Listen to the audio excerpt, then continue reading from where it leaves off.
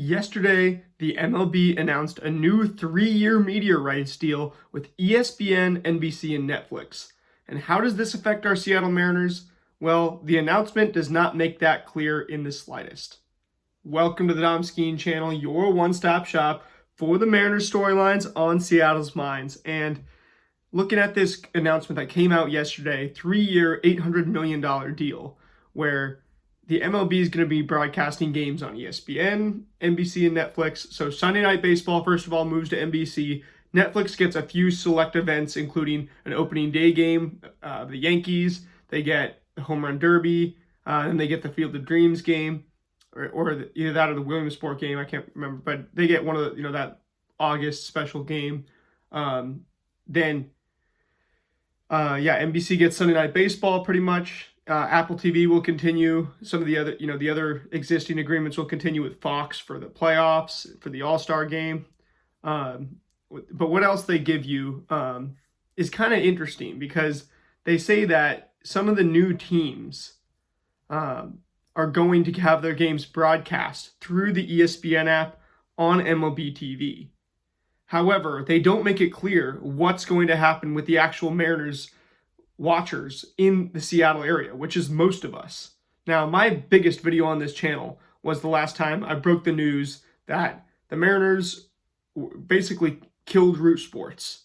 The Mariners are ending Root Sports, going with the MLB TV broadcast umbrella. But now the MLB broadcast umbrella has said that they're going to, I'm going to read you guys kind of exactly what they say here.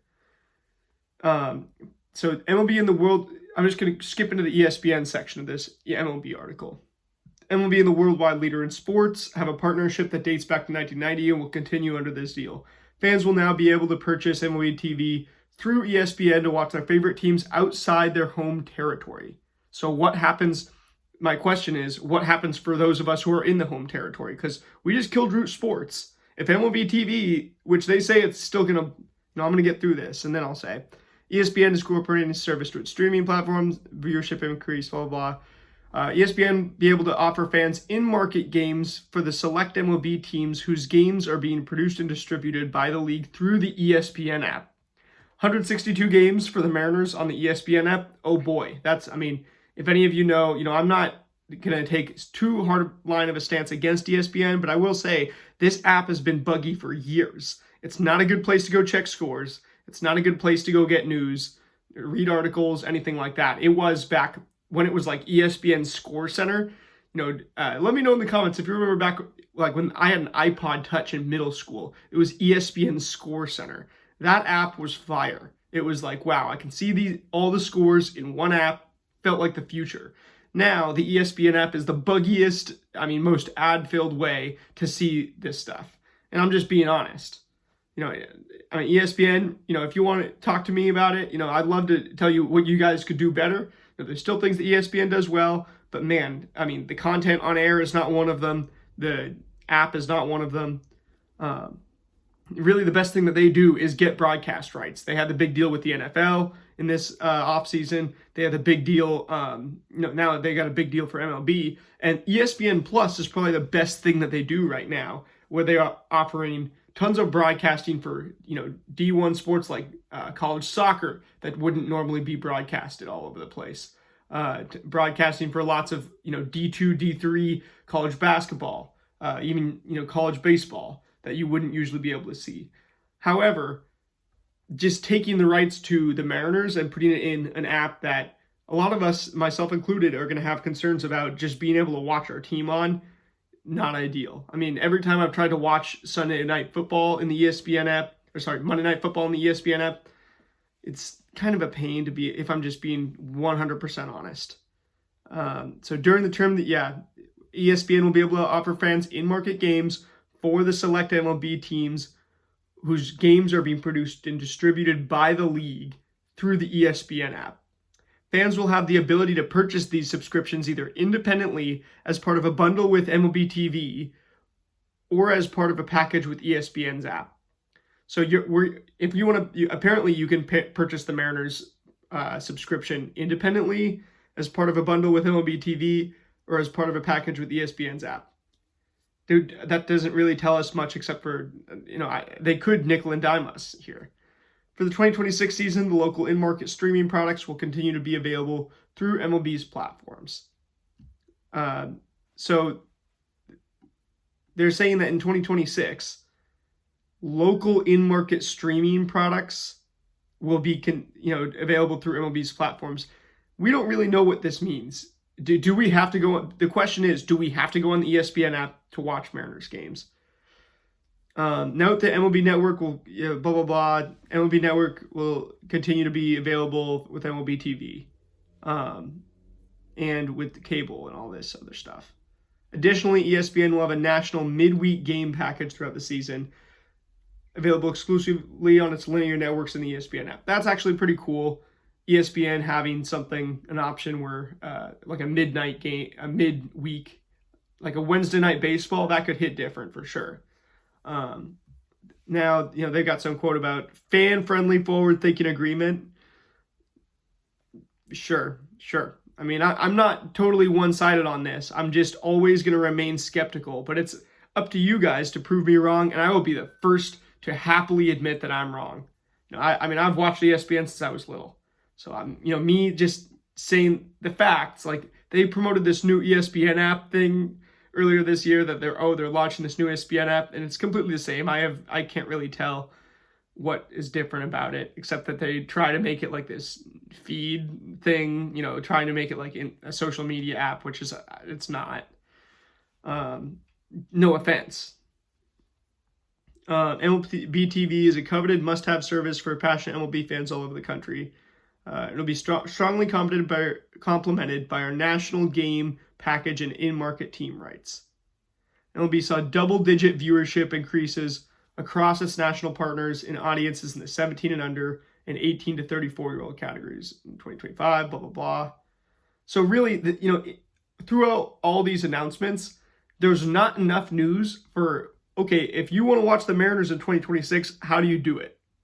If you've got more information, let me know down in the comments below. The other things I wanted to talk about real quickly, Grayson Rodriguez, 2 days ago this happened. I didn't talk about it 2 days ago, didn't talk about it yesterday. I got caught up in other stuff. But in the Naylor press conference, which by the way, Naylor press conference keeps worshiping God. He keeps giving all the glory back to God. So Naylor, want to know every pitch, remain stoic, give all the glory back to God. He is following those three things to a T. Anyway, Grayson Rodriguez getting traded to the Los Angeles Angels for Taylor Ward. I don't think anybody saw that coming. Now Grayson Rodriguez is in our division, an absolute A+ pitching talent when healthy, and that's a huge, if he's healthy. Now, but teams tell you more about their players than anybody else, and the Orioles trading Grayson Rodriguez to the Angels for Taylor Ward, who in his own right could have made the All-Star team this year over Julio Rodriguez, right?